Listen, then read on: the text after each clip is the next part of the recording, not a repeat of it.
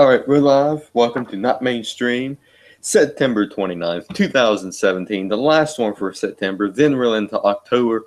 Man, the year is flying by fast. It really is. It's flying by fast. We got a loaded show for you guys tonight.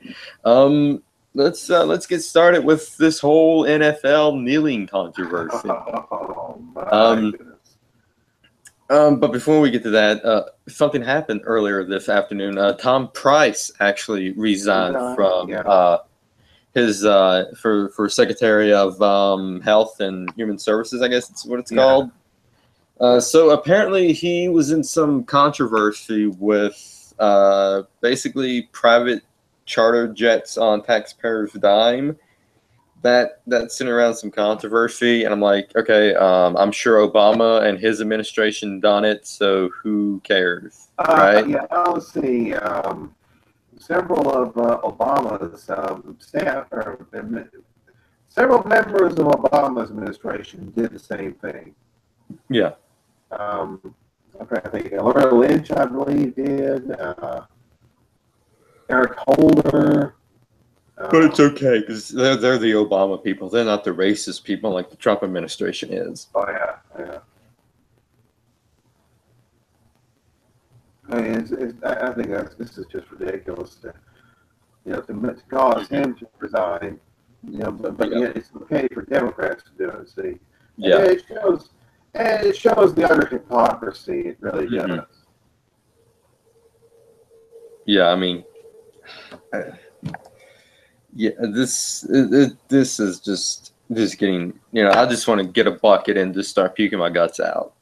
This is how messed up these people are. Mm-hmm. They really are.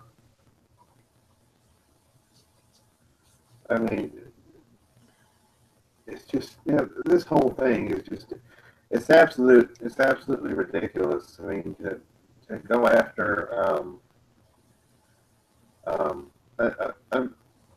but I suppose it's not. I suppose it's to be expected from obviously the left. Yeah, I mean it's very, very expected for them.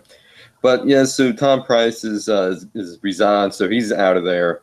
Who do you guys think that who do you think that will Trump will get to replace him? That's a good question. I have no idea. Mm-hmm. Now, we still don't have a Homeland Security secretary either. So that's vacant. So it's going to be quite interesting to see who's he going to get replaced for Tom Price and John Kelly. Yeah, it'll be interesting, to tell you that much. Here's the thing. It seems like every week there is a manufactured controversy by the fake news. To the Trump administration. Just like this Puerto Rico thing, where the dishonest fake news media is reporting, that Trump administration is not doing enough to help the Puerto Ricans. I know. I mean, okay. So the mainstream media is trying to make Trump the whole Puerto Rico controversy is trying to be Trump's Katrina. Because you saw how Bush, they was with Bush and Katrina, so they're trying to make it out. Oh, he doesn't care about the Puerto Ricans. Oh, he does. And then there's like video of crates and ships of food and supplies off the pier of Puerto Rico, and there's nobody there getting it and putting it on the island for people. So to me, it seems like they're the ones that they're trying to make it look like you said, manufactured, some fake news about this. And Trump, I mean, he's going to visit Puerto Rico this Tuesday. So, yes.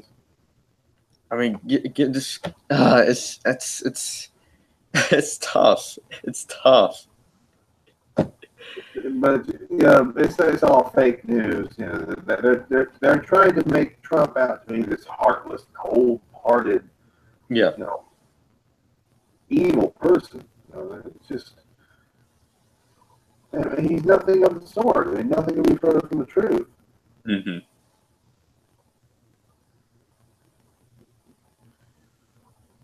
I mean, if anybody anybody should be to blame, it's the Puerto Rican government, not ours. Mm-hmm. Yeah, and plus Puerto Rico is an island off the coast of the Atlantic Ocean. It's going to be very hard to get airplanes and ships to Puerto Rico, especially if there's a storm going on. Yes, right. So, you know, it takes time. I mean, he can do only so much. But I just, yeah, it's just going to, the mainstream media is going to triple down. Here's the thing. They never put this kind of pressure on Obama. Yeah. You know, Obama was the media darling. Back in 2010, there was a massive oil spill down here on the Gulf Coast.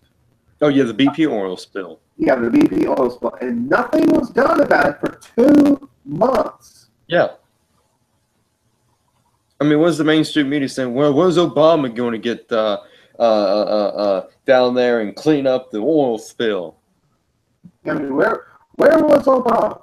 What was he doing? Yeah, golfing. That's what he was doing. He was golfing that day. Oh, man. And once again, that shows the utter hypocrisy of the left. Yeah, absolutely. I mean, this whole election cycle showed the bias and the hatred the mainstream media has against the country and the American people. It shows how they are manufacturing fake news and putting out there to the people. I mean, what else do we have to do to expose these people as frauds? Precisely. So let's get down to the big story of the week, which is the NFL kneeling for the national anthem. How dare they? Let's see, NFL, National Felon League. No fans left. No fans left. Not for long. Not for long. Yeah, I've seen that one too. Yeah. Yeah. So basically, the NFL they're protesting for some reason that nobody knows of. The only thing they're protesting is Trump. That's the only thing. But they say, "Oh, we're being oppressed," even though you're black and you have a whole bunch of billions of dollars and 50 mansions and 20 sports cars and all the women you guys can handle. You're being oppressed. But see, this right here, this whole NFL controversy is actually helping Trump and hurting the NFL because there's a lot of people out there canceling their NFL subscriptions. They're tuning out of the big games that's on CBS and ABC and NBC and Fox. They're tuning out. They're canceling their subscriptions to the NFL network. They're canceling the subscriptions to the ESPN network because they don't want to see football get political. And football's been political for quite some time, and we saw that with the Super Bowl halftime show that Beyonce did a few years back with the whole Black Panther party movement that was blatantly showcased there at the halftime show. So yeah, I mean, football's been political for quite some time, and just now, the people's actually seeing that. And speaking of Beyonce, they're going to have her husband performing. Oh yeah, I heard about that. You know, sleazy. I call him sleazy. JC sleazy. Yeah, I heard that, but I also heard that he turned it down too. Oh, that's interesting.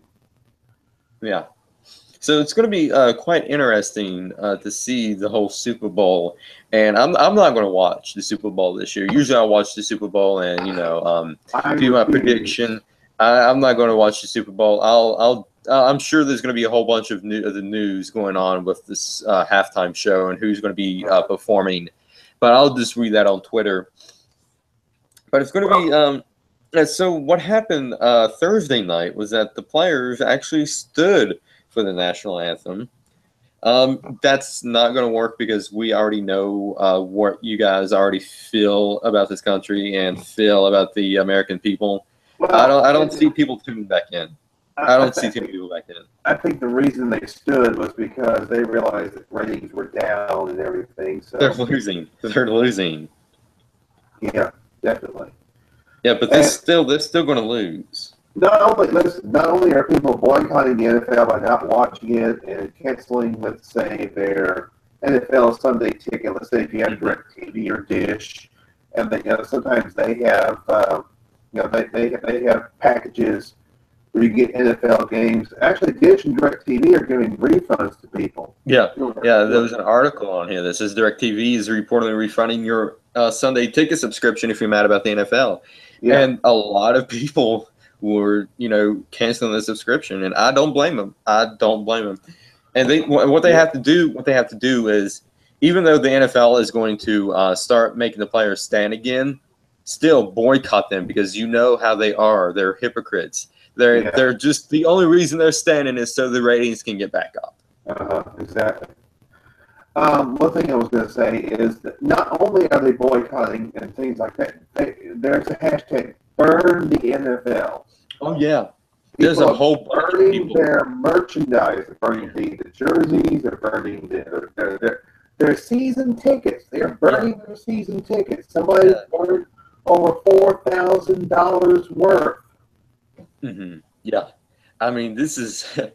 I mean, you know what? The players have every right to protest, just like the people has every right to burn their jerseys, burn the tickets, boycott them. And there's also boycotting the sponsors, and a couple of sponsors has already pulled from the NFL, and one of them is a major suit maker, and they've said they boycotted the NFL by pulling their sponsorship. Yep. Now, the one individual that I will say, there was one individual, and I was very proud of him when he came out. That was Alejandro Villanueva, Pittsburgh Steelers. Yeah, and you know what happened? They forced him to make an apology. They forced him. I mean, that looked like someone being held captured against their will. Yeah, he did that under duress. He did that under duress. And they threatened him. They threatened him. They did. Could you imagine the entire backlash that they had if he didn't apologize and they fired him because of that? Yeah. I would have. If I was him, I would say, I am not going to apologize. Go ahead and fire me. Yeah. Go ahead and fire me and see what happens. There would have been hell to pay. Yeah, the Steelers head coach, I mean, he essentially chewed out Villanueva after that happened. Oh, by the way, one other thing. Villanueva is originally from Meridian, Mississippi. Mm-hmm. Nice. Yes. And speaking of the head coach of the Pittsburgh Steelers, I do have an article I'd like to read from the website 100%fedup.com. Powerful letter to cowardly Steelers coach will make you want to stand up and cheer. You've taken something that unites Americans of every color, creed, and religion and managed to divide them.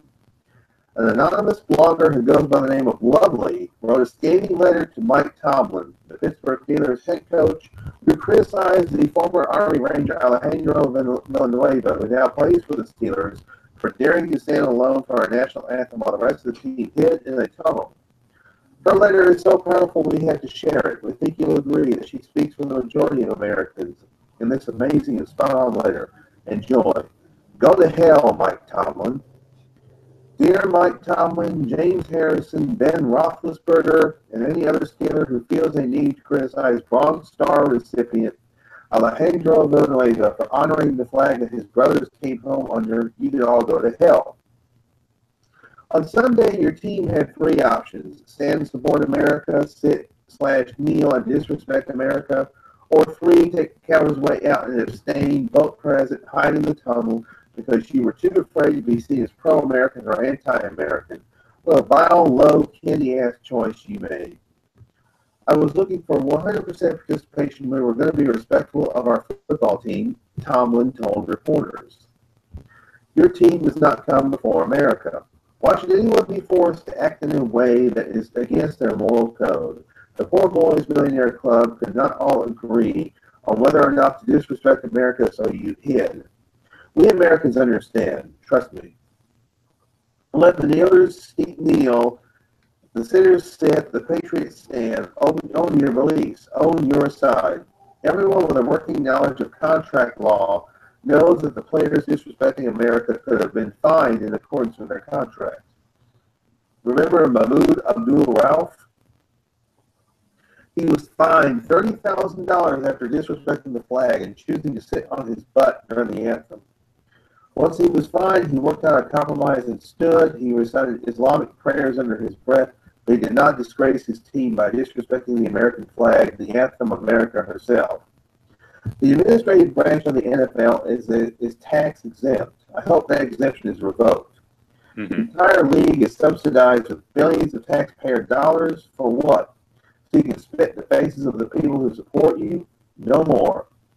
You have backed the wrong horse. Sometimes not choosing a side is choosing through omission.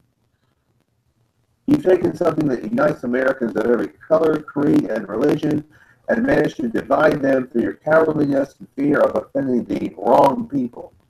Find them or fire them. This is behavior that is covered in their contracts, conduct detrimental to the integrity of and public confidence in the National Football League.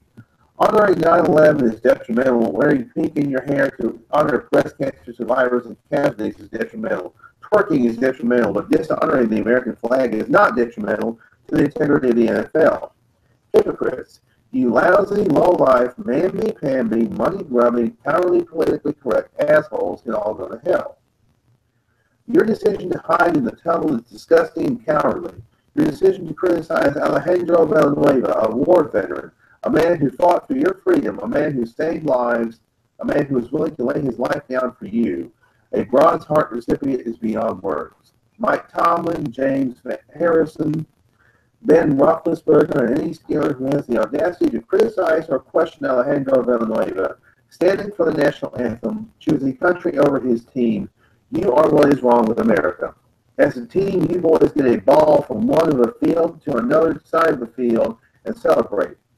As a man, Villanueva rescued wounded soldiers while under enemy fire. You cowardly clowns are hiding in a tunnel because you couldn't decide whether or not to stand or sit for the American flag and have this guy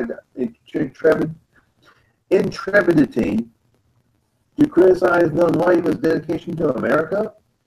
I hope my fellow Americans pray with me for a holy curse on your team that you may not win a single game for the rest of the season. I hope that you lose your tax-exempt status. I hope you rethink your disgusting words and actions.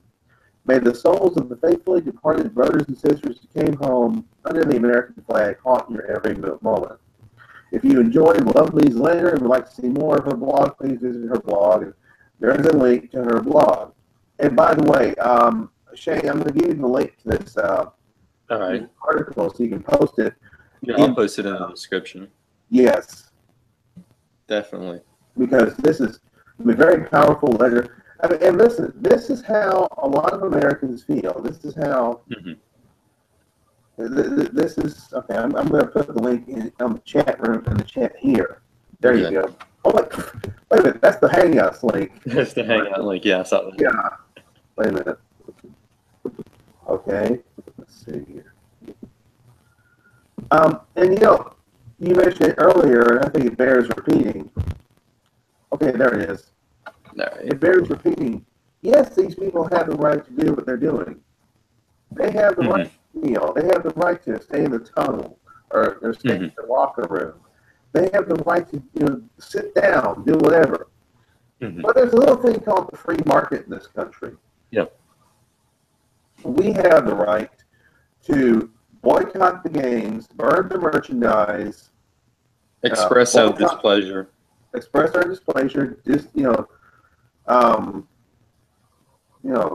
boycott the sponsors. We have every right to do that. That's the lovely thing about the free market in this country. Yeah, and that's why they're trying to shut the free market down. They don't want us to do this. They don't want us to do this. Yep. I mean, I heard leftists all week long say, well, they have the right to do it. They have the right to do it. Yes, they have the right to do it. Colin Kaepernick had the right to do it. But he's out of a job. Yeah, notice where he is right now. He's out of a job. He's the man without a team at the moment.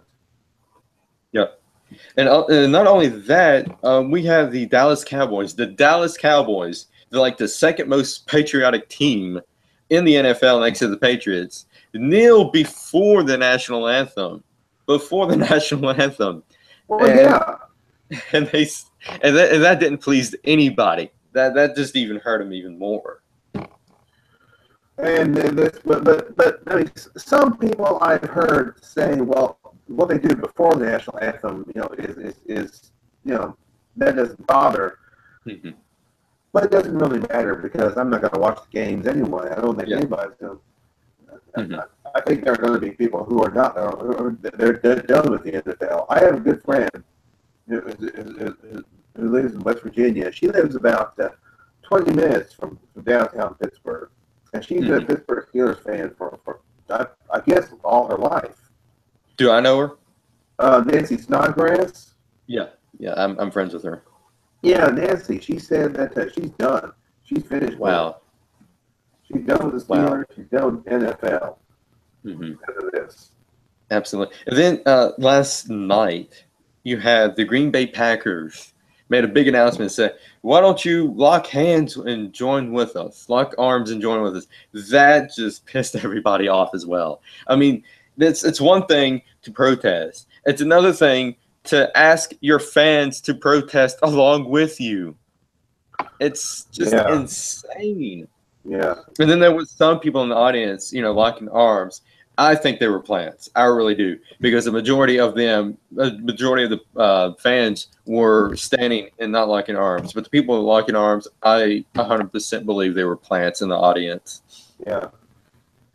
But see, this goes beyond the NFL. I mean, we have individuals. We had an individual from the Oakland A's, Bruce Maxwell. He kneeled during the national anthem. Yeah. Baseball. Yeah, and not only that, there's some people that's in these local schools that's mimicking the NFL and all these other sports leagues, and they're kneeling in as well. And if I was a parent of one of those kids, and it was my kid that was kneeling, I would get up, drag their arm back to the car, and tell him, "You're not going to play." I would punish him. I would punish him. But here's something else that's going on, Shane. 8-year-olds are being forced to kneel, and they don't know what they're kneeling for. Yeah. They have no idea what's going on. I mean, this is what I keep talking about, the indoctrination of the kids of America. They are brainwashing these kids with anti-American propaganda. They're brainwashing these kids with the whole transgender thing because there's kindergartens there with these drag queens teaching these kids about drag queening and the books of the transgenders with it. They're brainwashing and indoctrinating the kids because they know the kids' minds are easy to control.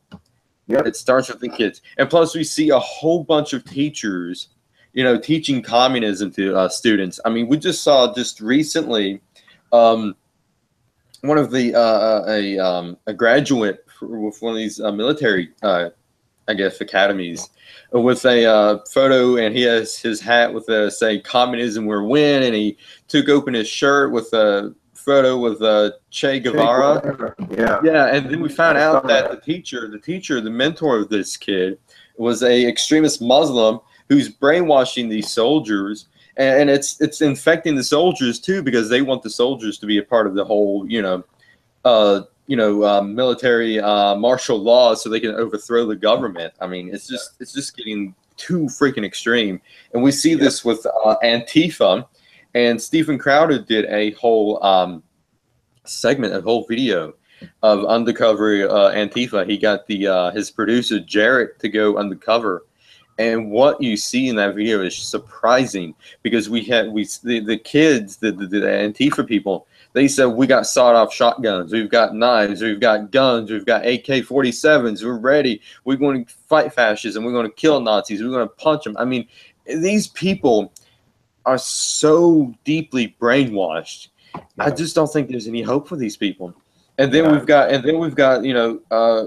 the rumor mill going around that says something major is going to happen in October, leading to November 4th, and they're trying to overthrow the government, which, we have to take these threats seriously, because these people are this crazy. I mean, there's no point of making fun of these people anymore. I mean, when they talk about having guns and AK-47s, that right there draws the line. We've got to take that seriously now. Oh, I agree. Didn't YouTube take that video down, the one that you mentioned? The one with Stephen Crowder? Yeah. Not yet. It's still posted on his YouTube. But I would not be surprised if they take it down. Yeah, then I think I saw something about it was on Twitter. Somebody mentioned about his video maybe being taken down or demonetized or something like that. Yeah, it'll probably be demonetized, but I wouldn't be shocked if YouTube takes it down. And even in that video, Stephen Crowder walked up to one of a CBS or ABC news anchor to tell him what's going on. The dude didn't even care. Didn't even care that they're on the hottest story of Antifa. That's because the media's in on it too. They're friends with Antifa. There's no denying that. Because you see these media figureheads trying their damnedest to normalize Antifa. I mean, they're saying, "Oh, they're just fighting fascism. They're not harming anybody." I mean, they're out there with bike locks and hitting people and making them bleed and going into the hospitals to get stitches. They're burning down CVS's. They're rioting. How can you normalize that? Mm-hmm. Exactly. I agree with you. Now, getting back to the whole NFL thing, I mean, it goes beyond. I mean, there's even people in the NBA. This LeBron James, this overpaid, overrated, overinflated ego moron. Not only that, he's a Hillary supporter. Yeah. He backed Hillary in the election. Yeah. He bashes the president. We got Steph Curry, who is disinvited from the White House because of his views. Mm-hmm. And then the entire team, the entire Golden State Warriors, lied and said that they were all disinvited. That's a lie. True. Exactly. Yeah. You see, what happened was that Steve Curry was like, I don't feel like going to the White House. And Trump said, okay, fine then. You're not invited. Yeah. I mean, it's Steph Curry, and he has said some things about Trump as well. He was a Hillary supporter, by the way. So this is going into other sports. I mean, but the only thing people will be able to watch now is NASCAR. Yeah. But there is one NASCAR driver who has said that these individuals who are protesting, they have 100% civil rights. This is not about civil rights. Yeah, that NASCAR driver was Dale Earnhardt Jr. Dale Earnhardt Jr., one of the son's most famous. This was another guy. This was another guy. Really? It wasn't Dale. I know Dale Earnhardt. I know Dale Earnhardt Jr. said something. Yeah, he did. Yeah, well, I won't be supporting Dale Jr. I mean, Dale Earnhardt Jr., the son of one of the most famous NASCAR drivers ever, Dale Earnhardt Sr. The original Dale, Dale Earnhardt Sr. was great. He was. I mean, his dad is probably rolling over in his grave right now after those comments he made. But what I like is that NASCAR has said there will be no kneeling. Yeah, Richard Petty. Richard Petty came out and said that. Oh, yeah, I love Richard Petty. Well, they know because NASCAR, I mean, NASCAR is, very, very pro-American and conservative. And I say, I don't know, majority of NASCAR fans are probably Trump voters and Trump supporters. You turn off the NASCAR fan, then absolutely they're going to turn you out. I mean, they'll get low ratings just like the NFL. They will. They will. I mean, it's just not sports now. It's now TV. And here an article from Breitbart. Will and Grace, in case you've been living on a rock, people. Will and Grace is back after 11 years. They decided to start filming. Hey, let's come back for some odd reason. I've never watched it. So I have no idea what it's about. I never watched the original. Don't intend to. I don't plan on watch either. This one. But let me read the article from Breitbart. Will and Grace fans rip anti-Trump revival for being too political.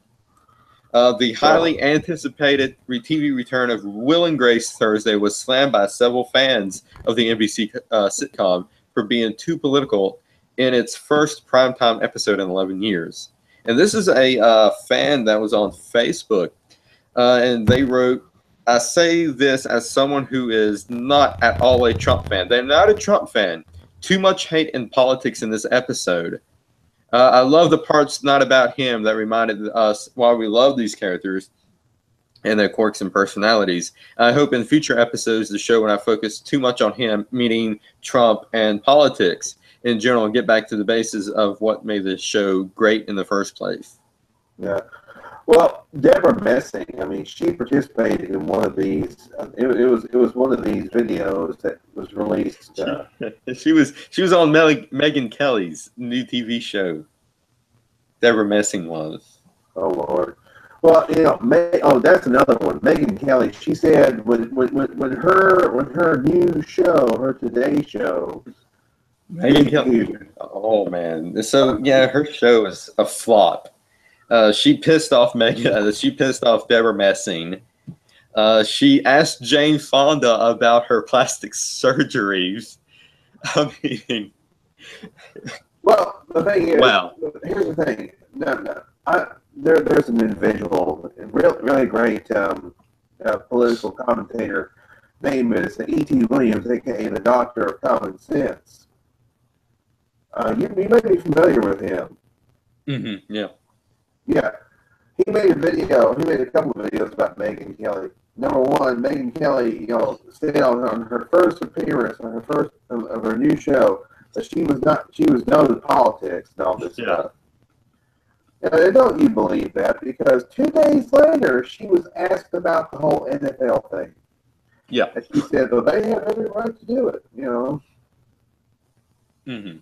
I mean, they're trying. NBC is trying so hard to make Megyn Kelly likable. She is not a likable person. No, she's not Hillary Clinton. Yes, she's like, you know, Hillary Clinton 2.0, minus all the death stuff. But you know, I don't see Megyn Kelly's new show lasting that long. I give it a few months, and it's over. I imagine most people in the mornings, in the mornings, they're like, okay, who the hell is Squad Venmo? What's she doing on TV? Yeah, I mean, and you notice they're trying to really cover her up. Mm-hmm. You know, usually she dresses like she's going to a nightclub or something. Mm-hmm. Yeah. Yeah, now that she's, you know, wearing stuff that doesn't show her cleavage and wearing long pants to not show her legs that much.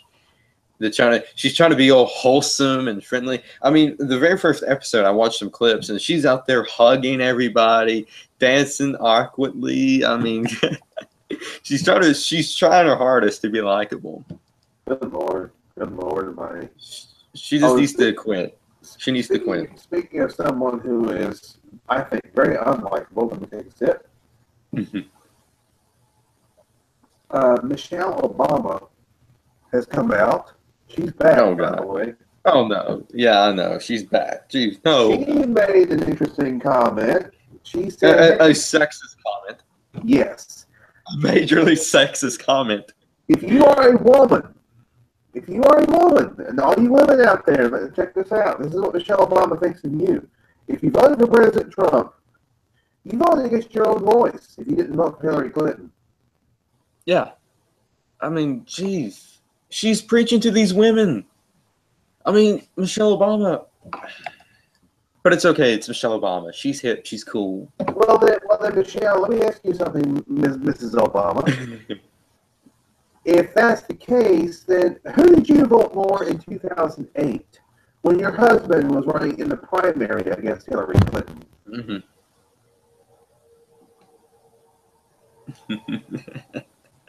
I would love to ask her, you know, who did you vote for in 2008 then? My husband. My husband. Of course she did. Of course. Yeah, and do not think for 1 second that Hillary Clinton has not used the N-word more than once. Oh, absolutely. I wish there was, you know, audio of that, of her using the N-word. I really did. That would have been some epic stuff. I mean, if Trump pulled that out in his campaign video, imagine the campaign video. You know, Hillary, she's supposed to be for the blacks. But listen to this, and you have Hillary up there saying those inners and this N-word, that, and oh my God, that would have been great. That would have been so epic. That would have been epic. I mean, listen, this is a woman who did not like the Secret Service agents. Every time they say good morning to her, she said, F you. Yeah. Yeah. And she called blacks people that need to be healed.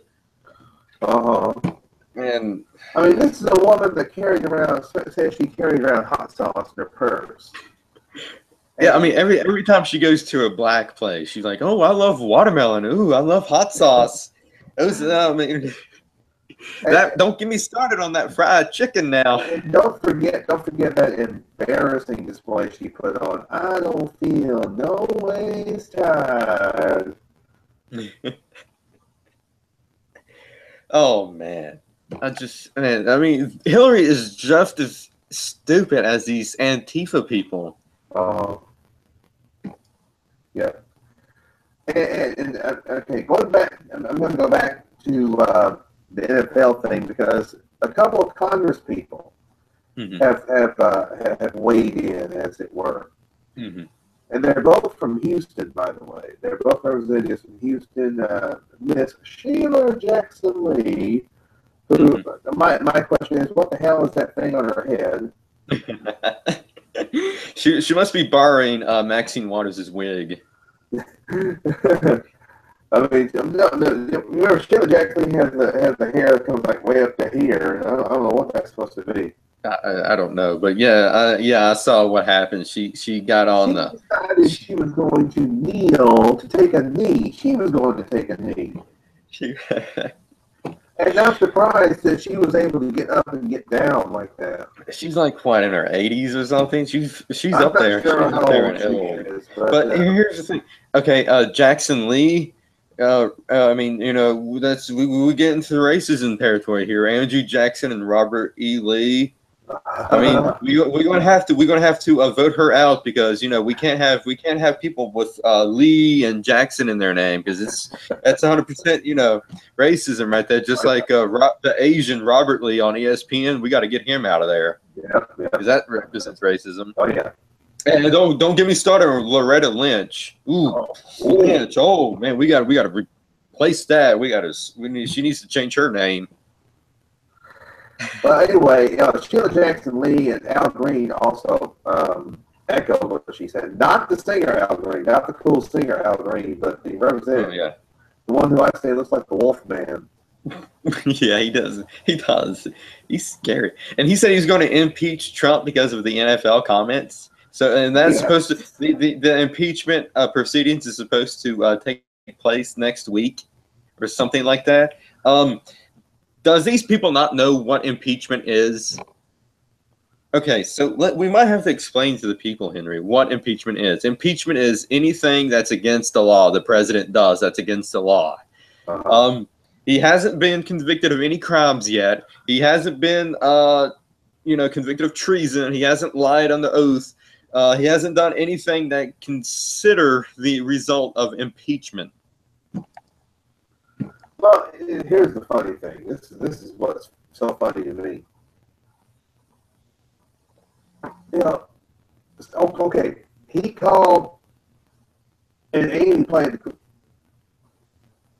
the clip for us last week when we were doing the show live of his rally in Alabama. We're going to get to that too, about the results of the Senate race in Alabama. But anyway, you know, the Trump made the comment, if there's any NFL players that are kneeling and showing disrespect to the flag, those owners should say, get that son of a bitch off the field and make sure you fire him. You know, get him fired. You know, he said son of a bitch. Now, both Al Green and Sheila Jackson Lee tried to say that was disrespecting these NFL players' mamas. Yeah. And he was talking about any player. He wasn't talking about specifically black players or white players. Yeah.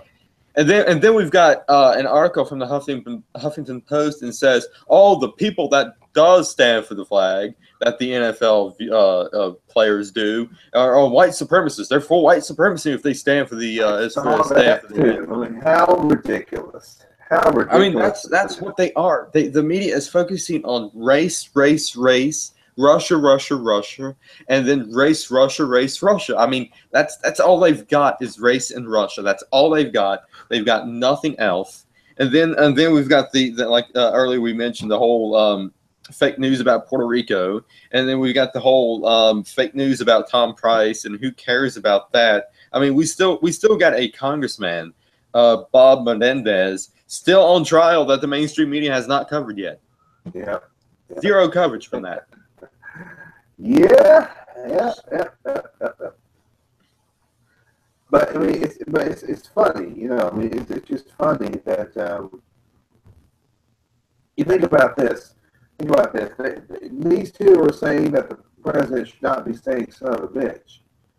You know, well, let's see. How many presidents before Trump have used "son of a bitch"? Oh, I'm sure they said a whole lot worse. Were those impeachable offenses? Yes, they were. Apparently they are. Would Apparently, Barack Obama have been impeached for saying? I'm sure he said it more than once. wait, Barack Obama, he said the N-word on the Mark Maron podcast. He should have been impeached for that, for saying the N-word. I mean, who can play at this game? Yeah. I mean, would George W. Bush have been impeached? Would Bill Clinton have been impeached? Oh, imagine the stuff that Bill Clinton has said. Mm-hmm. Yeah. Which is 20 times worse than son of a bitch. I mean... Mm-hmm. Well, hell, it wasn't so much what Bill Clinton said as what he did. Yeah, absolutely. He decided he was going to have some fun in the Oval Office with a female intern. Mm-hmm. And by the way, to clear it up, that is not what got him impeached. No. That is not what got him impeached. What got him impeached was he lied about it. Yeah, he lied under oath, which is a impeachable offense. Yes. If you lie under oath, yes, you can get impeached. But to this very day, the left tries to make it out like we got impeached for a blowjob. No, that's not how it happened at all. If that's the case, then I should be impeached by now.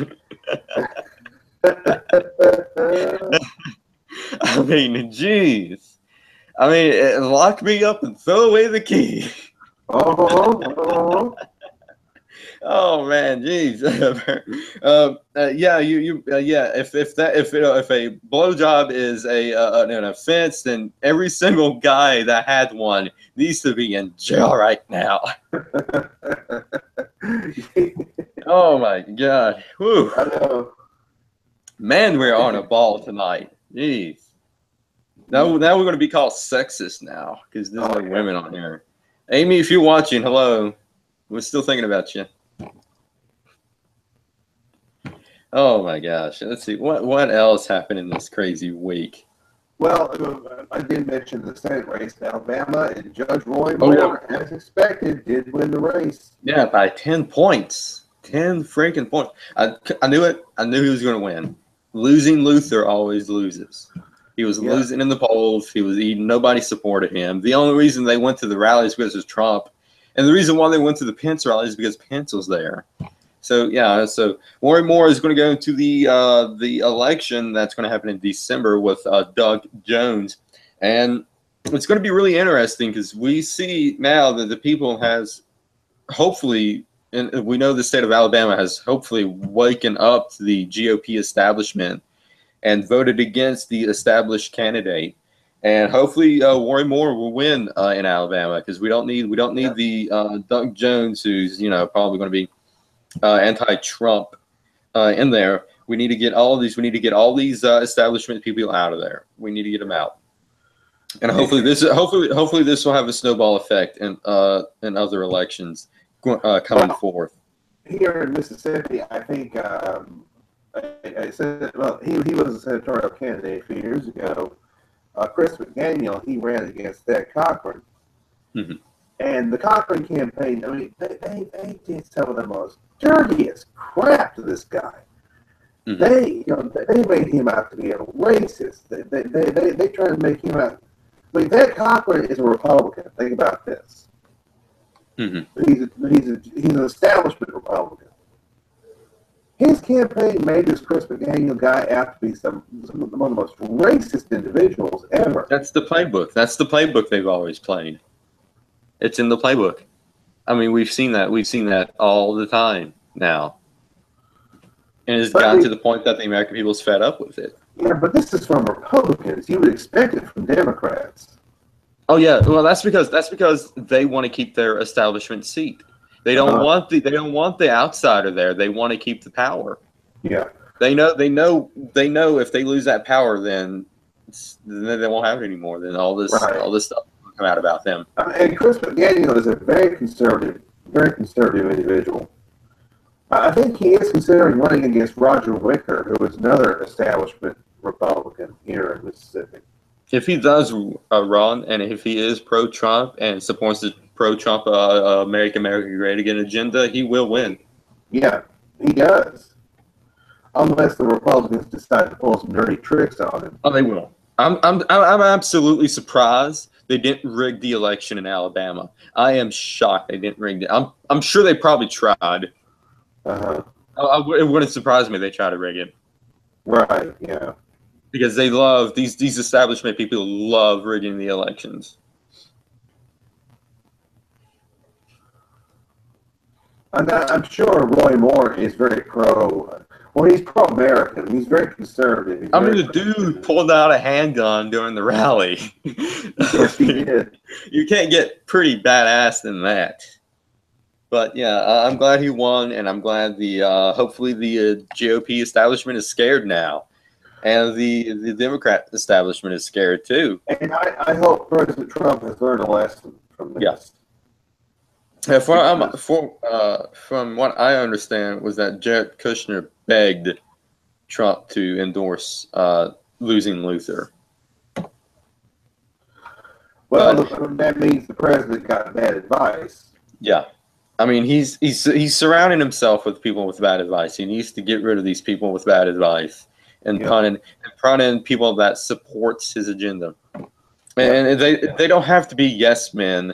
They still can say, hey, you know what, I got a problem with this, but still support him and his agenda and support the American people that voted for him. Right. Yeah, I agree. I mean, this president, so far he has done very well. He's fighting an uphill battle. Yeah. Not just against the fake news, not just against the Democrats, but the Republicans. Yeah. I mean, the media hates him. The Democrats hate him. The Republicans hate him. What more else do you want? Why? You have to ask yourself, why do these people hate him? Because he's real. Because he's not within the establishment. He doesn't support the globalists' agenda and supports the whole deep state and shadow government agenda. I mean, these people hate him so much. Mm-hmm. I mean, they despise him. He's essentially, to them, he's persona non grata. Mm-hmm. And it's rather unfortunate to see this series of events occurring. But I think he's going to come through this just fine, really. Mm-hmm. Yeah, I think it's going to take a while for people to actually rise up and realize they've been lied to this whole entire time. Yeah. Because you've got the people that's so deeply brainwashed. It's going to take a while for them to slowly get back into reality and slowly regain their actual independent thoughts. Yeah, I agree. Let's see here. So President Trump actually announced his tax plan this week. Mm-hmm. Let's see here. And he said he's going to cut, let's see, I want to get this right. The White House unveiled a tax framework this week that would reduce the amount of individual tax brackets, cut the corporate rate, increase the standard deduction, and expand child tax credits. The biggest ever in the country, Trump said the plan. Now, there's rumors going around that neocon John McCain is going to vote against this, which doesn't surprise me at all because he's voting against everything. He's screwing the American people over. Yeah, I was going to say, those rumors, they're not just rumors. I got news for you. Yeah. we based on John McCain's past history, I mean, we've seen the way he has. We have seen the dirty crap that John McCain has done. So, yep. If past history is an indication, and in this case it is, with John McCain. And then let's see here. Trump said, for the majority of the American manufacturers that file tax as sole proprietors, as corporations or partnerships, we will cap your top tax rate at a maximum of 25%. This would be the lowest top marginal income tax rate for small and medium-sized business in more than 80 years. This huge tax cut would be rocket fuel for our economy, Trump said. The White House tax framework will allow companies for the next 5 years to fully write off the costs of new equipment in the year it is purchased. That means more production, more investment, and more jobs. The president recently received good economic news in the second quarter month. It is projected to be a 3.1% higher than the administration's 3% goal. NAM's President Timmons said Friday the manufacturers have never been optimistic. Once this tax plan is implemented, the economy is going to go skyrocketing through the roof, and that right there it's going to be, this is going to be an uphill battle to get the tax reform, because you got all these neocons in there that wants to hurt the economy, that wants to hurt the little people, that wants to hurt the small business. They don't want this passed, and it's going to be pretty tough to get through this. Yeah, I think you're right. I mean, the president, he's really, this is an ambitious tax cut on him. I personally think it's a good first step. I mean, but I just don't see the Republicans, especially I don't see the rhinos. The rhinos, yeah. Yeah, I don't really see them getting behind this because the thing is, they are so committed to making sure, to screwing this president over, making sure he doesn't get his. And plus they want their higher tax rate. They want the highest taxes so they can bring in the illegals, so they can use them as cheap labor and have them vote Democratic. Yeah, they can. That's what they're doing. Yep. Yeah. So I think hopefully Trump can get this passed, or at least have Congress get it passed. I think Trump should have started his tax reform first instead of Obamacare, because then it would have been a good test to see where that goes. But with Obamacare in limbo right now, it's going to be interesting the next couple of months into the new year. They have voted on. They voted on Obamacare again this week. Obamacare repeal again, and once again, John McCain was the deciding factor. Yeah, he's screwing the people over. Yeah. So we talked a lot about racism tonight. And apparently, there's some news going around that Melania Trump sent some Dr. Seuss books to a library, and the librarian said Dr. Seuss is racist. And what's really funny is that there's a photo of her now going around, her dressed as the Cat of the Hat, celebrating Dr. Seuss's birthday. So Dr. Seuss is racist because he portrays racist characters. I mean, give me a break, people.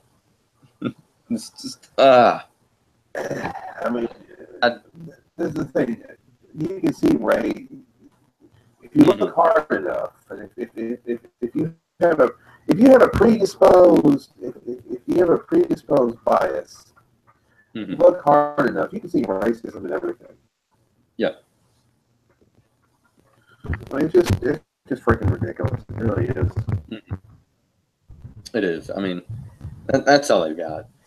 The American people doesn't care about racism and racists and all that. They don't. They want jobs. They want the economy rolling. They want they want Obamacare to be repealed. They want tax reform. They want lower taxes. They want this. They want that. They don't. Racism is the last thing on their mind. I mean, it's rank insanity. It really is the crap that the left is coming up with. Yeah, it really is. It's just this is the dumbest, just the stupidity. It really is. To associate things with racism. I mean, Shane, I'm older than you, but I tell you, I grew up with Dr. Seuss books. Yeah, I have to. I think almost every single body who's a kid at one point grew up with Dr. Seuss books. Yeah. I read Dr. Actually, we went. Actually, the college I worked for went to a local daycare center this past spring, this past March, and reread some Dr. Seuss books to them and did a Dr. Seuss craft. I mean, it's just stupid to say, oh, it's racist. How can it be racist? It's funny. I mean, but see, it shows how hypocritical that librarian is. The fact that she dressed up like the Cat in the Hat. Cat in the Hat, yeah. But yet, all of a sudden, but now, I mean, Dr. Seuss is racist. It's like, hey, lady, you didn't think it was too racist when you dressed up like Cat in the Hat, did you? Yeah, and celebrate Dr. Seuss Day. And then there's photos going around of Michelle Obama reading Dr. Seuss books to kids. We had Laura Bush read Dr. Seuss books to kids. So all of a sudden now it's racist? Come on. Yeah. And then not only that, if you know the history of Dr. Seuss, way back in his younger days, he did anti-Nazi propaganda. He was a political satirist who did anti-Nazi cartoons. Yep. So you have to. So how is he a racist? And I guess apparently he's probably a Nazi now because he did Nazi cartoons. But well, I mean that's the absolute insanity of the left. They'll now say that he's a Nazi because of this, and this. So South Park is back on, and I've caught up. I've watched the first, second, and now third episode, and I think this is a pretty good season so far. The first episode they made fun of the whole white people renovating houses, which is great. The second episode they took on North Korea and President Trump, who is still Mr. Garrison in this in the world. Which is absolutely hilarious. I'm surprised they actually carried that over from the previous season. So Mr. Garrison is still president, and they parody Mr. Garrison as Trump and his tweets.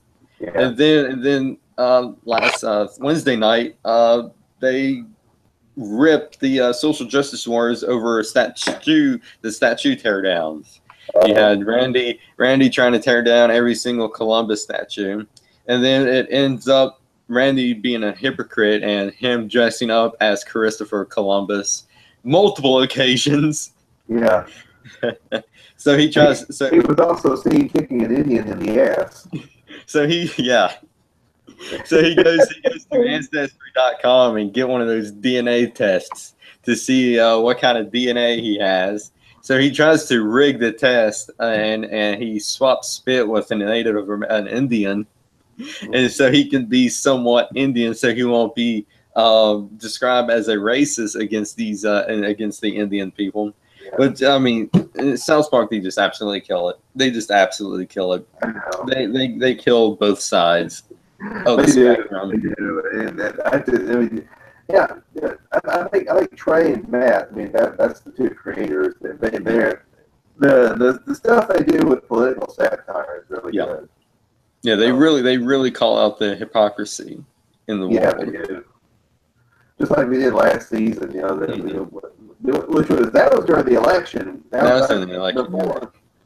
Yeah, that was during the election where they were doing that stuff. They've always parodied political figures. They've done that for years. Mm-hmm.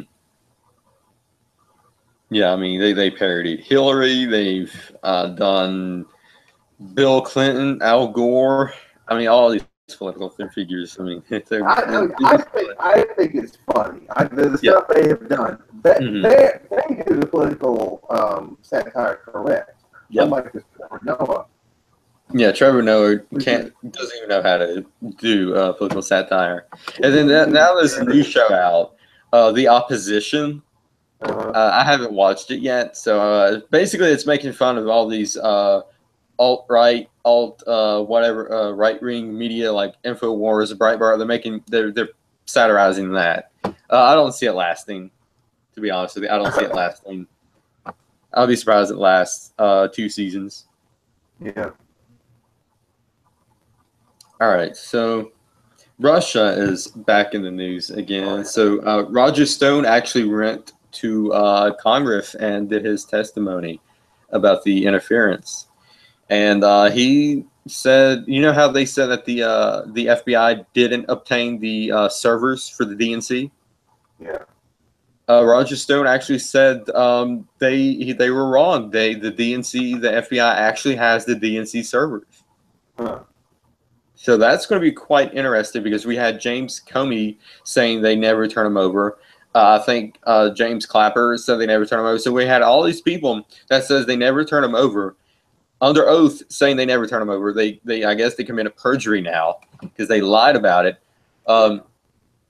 And Roger Stone actually said that Trey Gowdy, who was part of the Intel committee, was actually surprised when he heard that the DNC actually turned over the servers.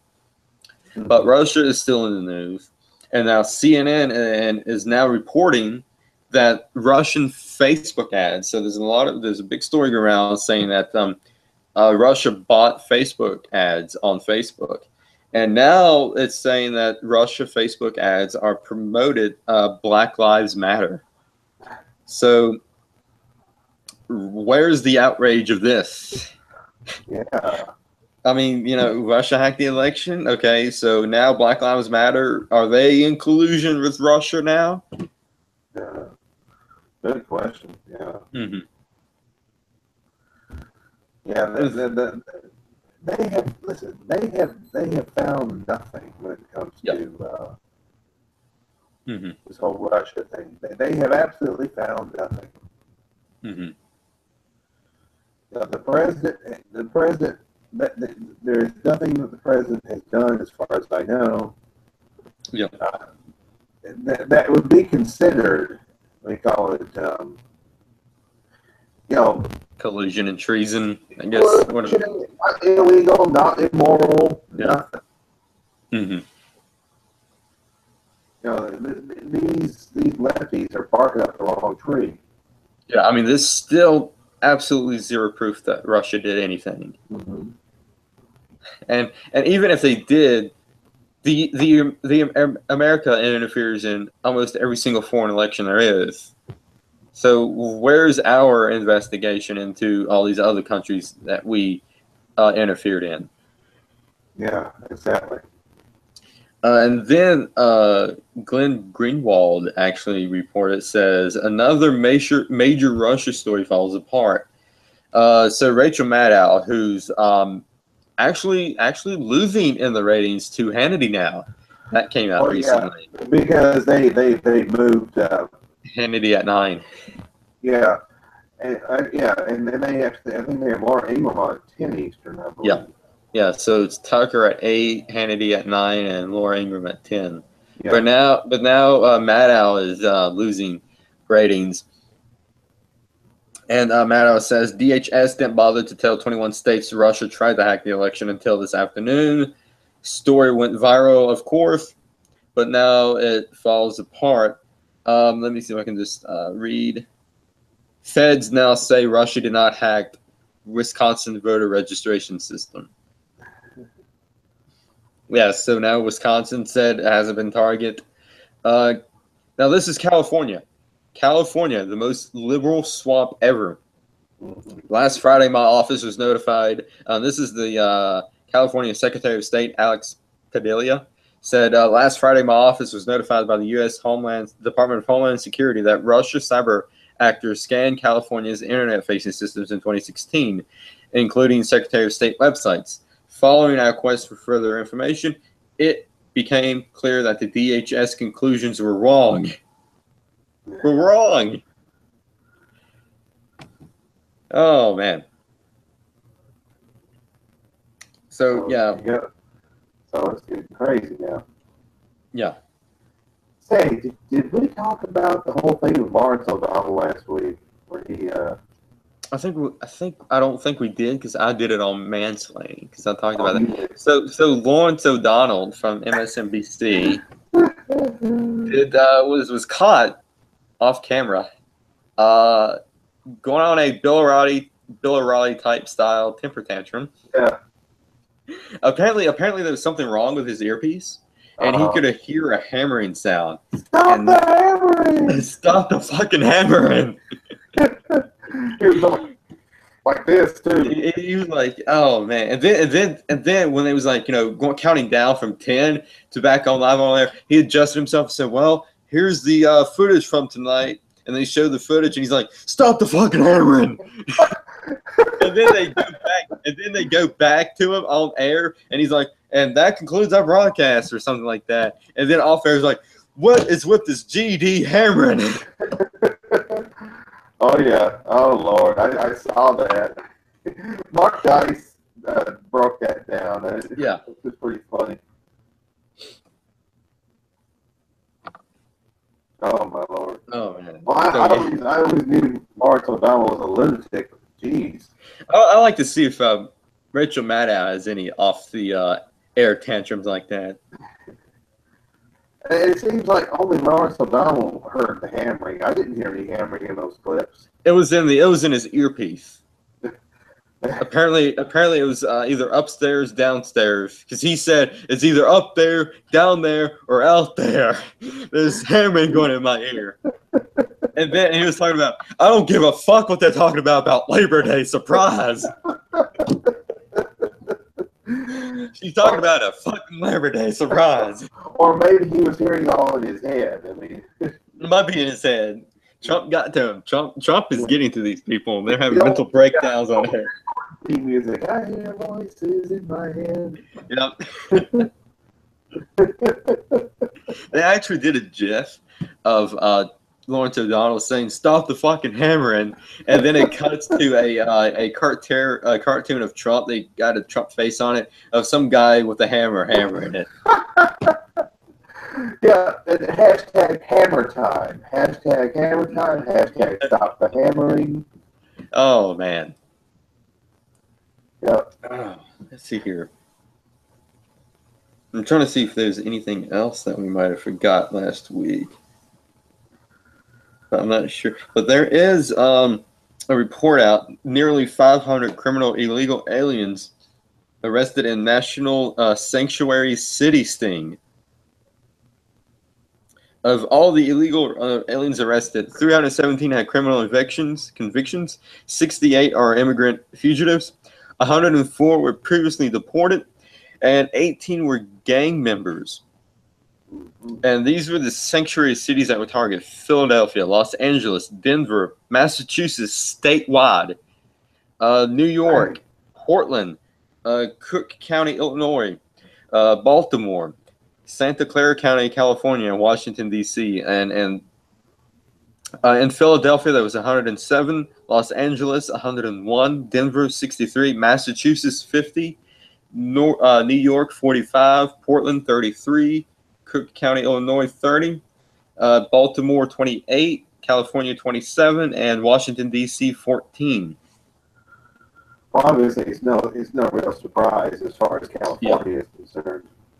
Yeah, they're the hotbed right there in that area right there with California and New Mexico and Nevada and Arizona. That's the hotbed. In Texas too. So yeah, so much for being a sanctuary city, and we're not going to let people get deported. 500 people got deported now, which is great. Yeah. Let's see. I'm trying to make sure there's nothing came in yet. I don't see anything.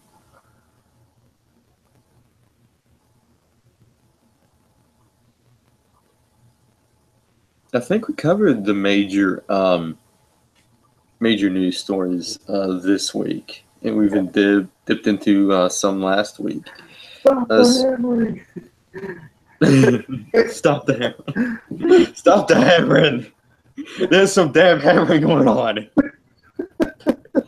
Oh man. You know what I need to do? I need to, when we go live, let's do a fake on-air rant. Just look off to some random direction and start going off and do like Lawrence O'Donnell did. I feel like Bill O'Reilly. Fuck it, we do it live. Lawrence O'Donnell has had his Bill O'Reilly moment. Yeah, absolutely. All right, so let's get into some local news that happened. Okay. So Henry, you got any local news for us? Yes. This is Mississippi weekend, and I mean the weather is pretty nice right now. We've cooled off some, but it's only going to be a temporary cool down, unfortunately. But it's going to be nice. It's going to be a really nice weekend. No rains expected. So, okay. Let's see. Mississippi weekend theater, diabetes, walking cars. Here's a quick look at what's happening across the state this weekend. In North Mississippi, head over to the 2017 annual 10-Minute Play Festival in Oxford. The plays will be presented at the Powerhouse Community Arts Center September 29th to October 1st. The festival will be produced by Theater Oxford.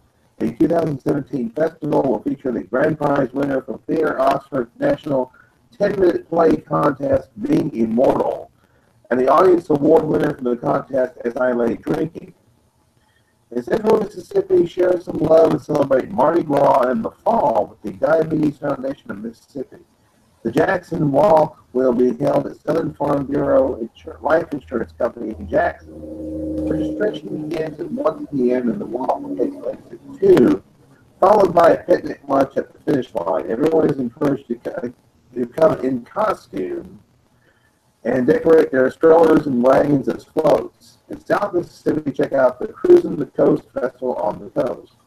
It's hailed as being America's largest block party. Car enthusiasts from 41 states plus Canada and Sweden will be there. And each venue is set up as a mini festival with a stage for live bands and vendors for food and event merchandise. The activities begin on Sunday and will continue all week long. So that's just the stuff that's going on here. Now, of course, I did mention a little bit of local news as far as Chris McDaniel earlier as well, possibly winning against Roger Wicker. So that's two items I've discussed this week as far as local news is concerned. I have one piece of local news, and for tomorrow, we're doing our annual Autumn Fest. Mercer County rates thousands of visitors ahead of weekend fall festivals. Mercer County officials are expecting thousands of visitors this weekend as they look forward to the 12th annual Princeton Autumn Fest, followed by Oktoberfest in the park in Bluefield. Autumn Fest begins on Saturday, tomorrow, September 30th at 10 a.m. along Mercer Street, downtown Princeton. The Princeton-Mercer Chamber of Commerce says the Fall Festival will feature nearly 130 vendors. Kids can participate in a pumpkin painting contest, along with games and face painting. The event will also feature a dog show contest, a tug-of-war competition, and the ever-popular pumpkin pie eating contest. With more than 6,000 people expected to visit Mercer Street, the Chamber says Autumn Fest is a great way to show off the city of Princeton. Autumn Fest is a big boost for tourism, said Keith Circle of the Princeton-Mercer Chamber of Commerce. Not only do we get local people here, we get a lot of people coming from out of town. The event is free and open to the public. Mercer Street would be closed off at the beginning of Saturday morning from B Street to 5th Street at 6 a.m. Following Autumn Fest, hundreds of local residents and visitors are expected to head to Bluefield City Park for Oktoberfest in the park from 3 p.m. to 8 p.m. Tickets are $25 in advance online and $30 at the gate. Ticket grants access to more than 20 craft beer vendors. The event would feature a musical performance from the Con Thieves before the big band. Big Daddy Love, never heard of those people, takes the stage. While the beer samples come free with the purchase of a ticket, there will be food and wine for sale as well. For the first time, organizers will be providing a shuttle service for the event goers, which stops in Princeton, Bramwell, and Bluefield. You must be 21 or older to be admitted into Oktoberfest. A schedule for the shuttle can be found online Facebook page. Very nice. You guys do Oktoberfest? We have something called the Cross Tie Festival, and we usually. Actually, you see, we have like a spring fest that happens, I think, in April or May. I think it's April usually. They usually tell at the courthouse up here in Cleveland. And then we have, in October, we have the Cross Tie Festival, all kinds of events surrounding that. I think in October, I know they do it in the spring. I think also October they have a Memphis and May sanctioned barbecue competition. Ooh. So, you will get some good barbecue. That is good. Memphis and May, I mean, they do that up in Memphis. You know, and they usually sanction the competition, the barbecue competitions down here. So, and they have Memphis and May barbecue. I mean, Memphis barbecue is really good. So. And of course, they barbecue the huge pork, I mean, the shoulders and the pork butts and all that. Oh, yeah. So, I mean, plenty of good food. They have arts and crafts. They have live bands and everything. So, and it's all on the courthouse square. Pretty good sized place that they kind of mark off. A lot of downtown Cleveland has all of the has different vendors lined up, and they have the Memphis and May sanctioned barbecue tents set up, and the smokers and everything. So people bring their smokers and they set them up. Oh man, that sounds good. It does. That sounds good. That sounds good. Yeah. Hopefully we have some barbecue tomorrow. It might be next weekend or the weekend after they're going to hold the Cross Tie Festival. So. Oh man, that's going to be good.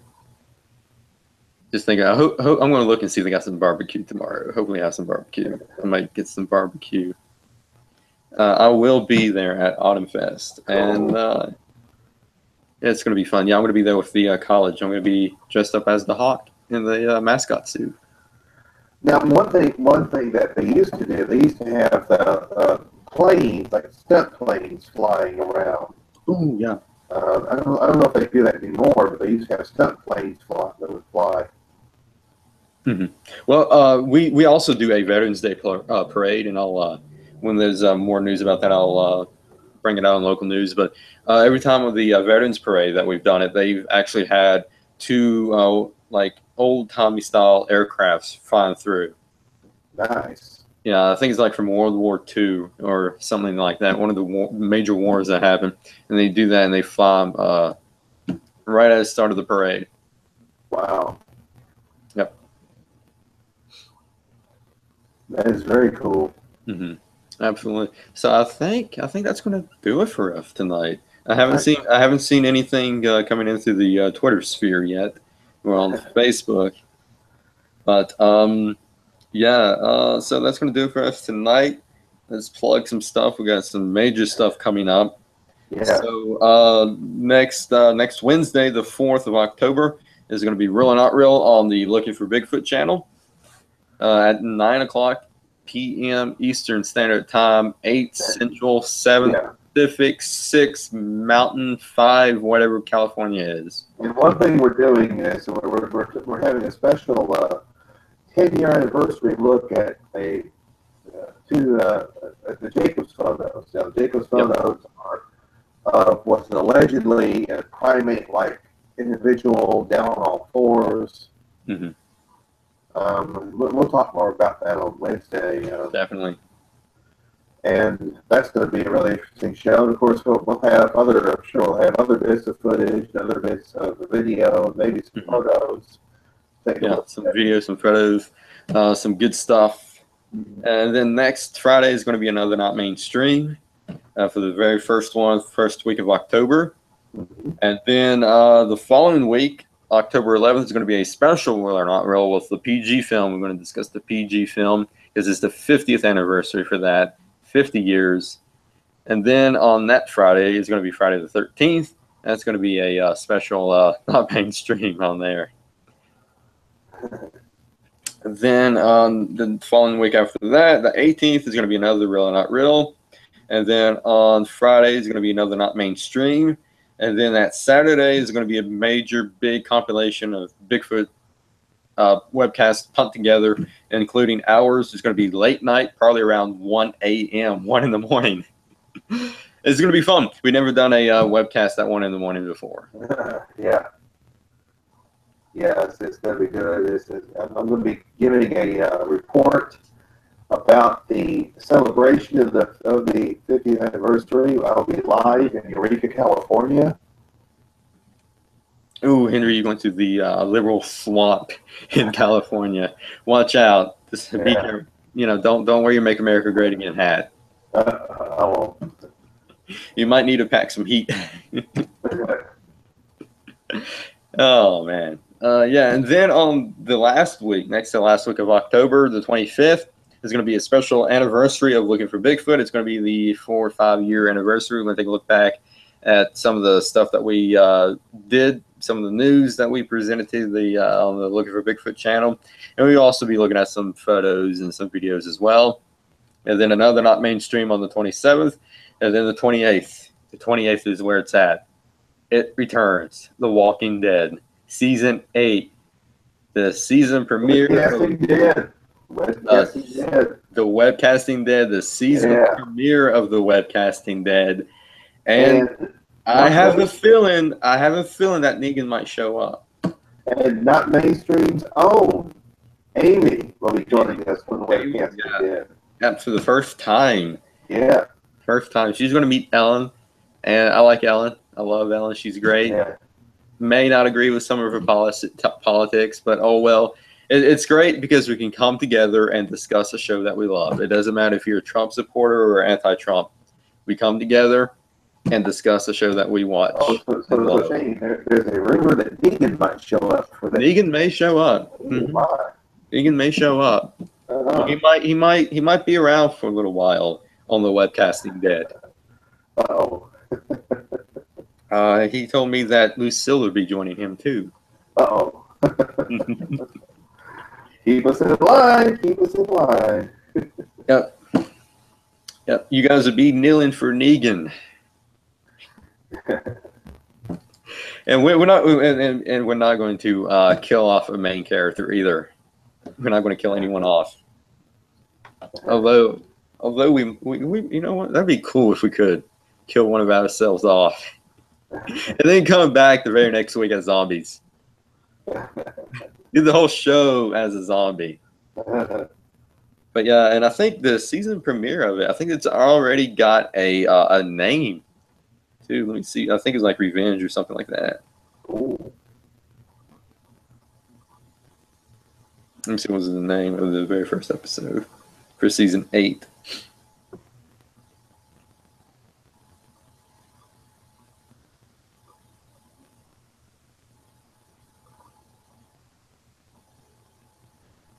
And I think the very first one is going to be the 100th episode.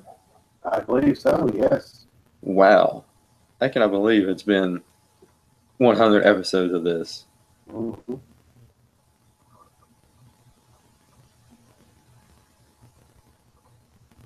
It is called Mercy, actually, not Revenge, and it's going to be directed by Greg Nicotero. He does some of the great episodes. He directs some of the great episodes. I think he's directed a lot of the season premieres. Yeah, I think he does, like, the very first episode, probably the mid-season episode, and then the final episode. Well, that's like Vince Gilligan. Sometimes, a lot of times he would direct like the season premiere of Breaking Bad. Hmm. Yeah, I'm not a big fan of the showrunner Scott Gimple. I like to see Greg Nicotero be the showrunner Yeah. of the Lucky. I think he would do an excellent job as showrunner. Yeah. Get Scott Gimple out of there and replace him with Nicotero. He is an executive producer though. Mm-hmm. But it's gonna be an all-out war, Yeah. figuratively and literally, Yeah. because that's the adaptation they're using is the all-out war from the comics. So it's gonna be an And epic I season. saw a headline that said that they're going to allow 2 F-bombs a season. Oh yeah, I did see that too. They're gonna drop the F-bomb twice this season, which you know they're gonna probably ruin that in their very first episode with Negan. But yeah, the webcasting dead October 28th at 8 p.m. 7 Central. Well, The Walking Dead is rated TV MA, so Yeah, it is. Not for kids, not for the younger viewers. You know, even though I suspect some of the younger viewers probably sneaks behind their parents' back, because that's what I did when I was little.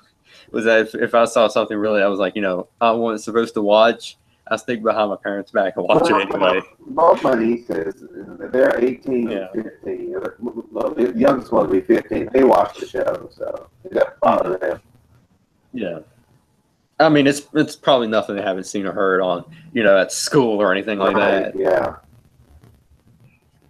But yeah, I mean, so yeah, that's going to do it for us tonight. We see you here Wednesday night. Actually, not here. We see you on the other channel looking for Bigfoot Wednesday night, and then here for Not Mainstream. It's going to be interesting to see what's going to happen.